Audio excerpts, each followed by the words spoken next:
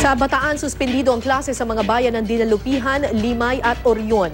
Matinding paghahanda ang isinasagawa ng mga opisyal sakaling magtuloy-tuloy ang malakas na buhos ng ulan. May news to go si Cesar Apolinario. Cesar.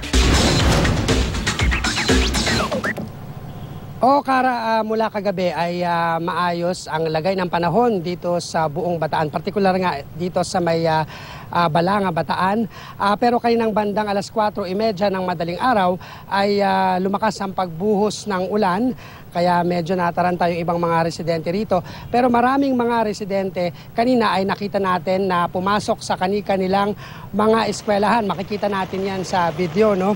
At kanina nga lang ay nag-anunsyo ang DRRMO. Ito ang mga bayan ng Dinalupihan, Limay at Orion. Yung mga hindi nagkansela ng klase, alas 7 ng umaga kanina ay nakita natin ang mga estudyante at mga guro rito sa elementary school sa Balanga na nagsipasok na. Sa ngayon ay moderate to heavy rain ang nararanasan dito sa mga oras na ito at ayon mismo sa opisyal ng DRRMO o Disaster Risk Reduction and Management Office si Colonel Odi Atienza, ganito ang inaasahang panahon dito sa Bataan hanggang sa mga susunod na araw. Base na rin yan sa abiso sa kanila ng DOST. Pero ayaw magpakakampante ng mga opisyal dito sa Bataan kaya madalas ang isinasagawang meeting ng mga ahensya rito sa Kapitolyo at patuloy na katutok sa 12 bayan dito sa probinsya. Ayon sa mga residente, madalas daw na kapag ganitong tuloy-tuloy ang pag-ulan ay madalas nang makakita ng mga bangka o mga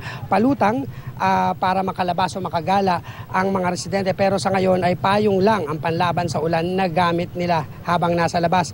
Sa 12 bayan dito sa Bataan ay isa lang ang tinutukoy na malayo sa coastline. Pero bukod tangi na ito lang Dinalupihan ang talagang binabayo at sinasalanta ng mga baha. Ang pinakagrabing na pinsala tuwing may banta ng bagyo at habagat ay itong ang Dinalupihan dahil daw bagsakan ito ng tubig o catch basin mula sa bundok at kalapit na probinsya gaya ng Pampanga at Olongapo City. Kaya umaabot hanggang lagpas bubong ang tubig dito lalo na sa mababang lugar na kapag nagsanib puwersa ang bagyo at habagat ay talagang malaki ang problema. Kanina nakausap natin ang ilang mga estudyante na pumasok bandang alas 7 ng umaga yan. Narito ang kanilang mga pahayag. Kamusta po? Hindi naman nagreklamo dahil maulan? Hindi naman ho. Ha? Hindi naman ho. Bawal daw siya. Ano bawal daw hong mag-absent. Bawal daw mag-absent. Oo, kasi may pasok daw no? Oo. Wala pa namang abiso. Wala pang abiso. No? Wala pa ho. Sa inyo, may pasok pa rin? Ano sabi? Wala pa naman po sinasabi eh. Kaya pumasok kami.